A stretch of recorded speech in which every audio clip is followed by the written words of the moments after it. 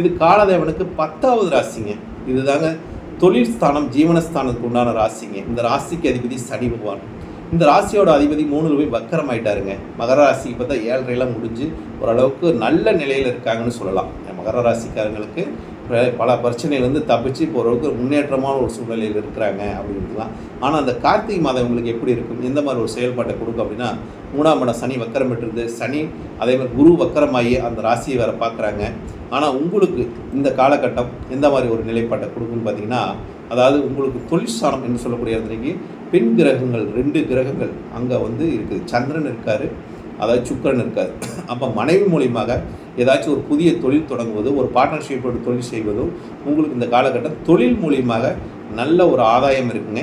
அதே மாதிரி மனைவி பேச்சை கேட்குற வரைக்கும் மகர ராசிக்காரங்களுக்கு யோகம் தாங்க, இல்லாட்டி பிரச்சனை கொடுத்துருங்க. இப்போ உங்களுக்கு பார்த்தீங்கன்னா சந்திர பகவான் எடுத்துக்கிட்டிங்கன்னா 10ல் போய் உட்காந்துட்டார், சுக்கிரன் 10ல் ஆச்சு. அப்போ தொழில் ஸ்தானம் மகர ராசிக்காரங்க, ஏன்னா தொழிலுக்காக பிறக்கிறவங்களே மகர ராசிக்காரங்க.